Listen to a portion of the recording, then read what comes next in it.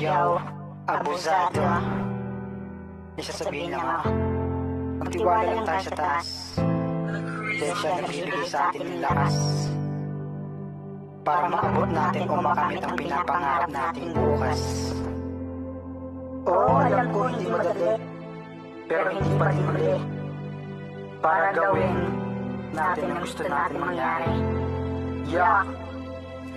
Alam kong mahirap abutin ng gustong maabot. Tutuloy ko pa rin kahit ilang beses pagdamot. Marami mang balakid sa paligid na kumakatok. Ay wag mong pagbuksan pag alam mo na nakakayamot. Basta tuloy lamang sa biyahe patungo sa gustong marating. Wag ka lang magsawa sa kanya palaging humiling. Pagkakaloob niya rin sa'yo ang gusto mo maging. Basta ang tiwala sa sarili at buo pa rin. Marami ang susubok sa taglay mo na katatagan. Wag mong isusuko, ituloy mo lang ang pagsagwan. Pasasaan pa at mararating mo rin dyan ang pangpalatandaan na sa kanila ikay nakalamang. Wag mong iisipin na ikaw dyan ay nag-iisa. Maraming tulad mo sa hirap gusto nang kumawala. Ang dapat mong gawin bigyan lang ng pagpapahalaga. Kailangan magtiyaga at yun ang dapat lagi mong dala. Tiwala sa sarili dapat lagi mo lang nabitbit. Respeto sa ibang tao o kapwa wag ipagkait. Kung gustong umangat gawin mo lang sa tamang paraan. Tiwala sa taas nandyan siya para sa iyong daan. Ganun naman talaga sa umpisa, mahihirapan na parang nagsikap lang bago tuluyan na yumaman. Pag to'y kinagat ng masa sigurado gaganahan. Yung mga di naniwala iyon na lang tatawanan. Pagdating ng araw na iyon ay wag kang magbabago. Kung ano ka nung umpisa ganun din dapat hanggang dulo. Dapat ikaw ay matuto, wag yung lalaki ang ulo. Ugaliin na panatiliin lagi ang respeto.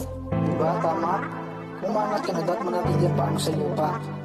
At marunong pa rin dapat may pagkakwa para tuloy-tuloy ang biyaya. Dahil ganito kasi yan, di basihan kung ikaw ay mas mahirap pa sa daga. Ang importante may pag-asang sa hirap makawala. Maraming pwedeng paraan, basta gawin mo lang ng tama. Samahan mo ng dasal lang, ambunan ka ng biyaya. Alam kong tao lang din tayo, minsan nagkakamali. Hindi alam ang gagawin pag madalas nasasawi. Kaya kapit sa patalim na yung iba ang mas pinili. Ngunit di tamang rason yan para sa maling mawili. Dahil marami pwedeng nagawin para kumita sa malinis na paano ka lumihis. Kahit ka nga maging madumis, di importante kay ama ang magagamit na pambilis. Ang importante sa paningin niya pagkatao ay malinis. Kaya kung ako sa'yo dun ka sa tama na daan, manalig kilos sa pangarap, di kanya pababayaan. Pagkat siya ang natatanging mapagkakatiwalaan at nag-iisa na susi tungo sa kaginhawaan.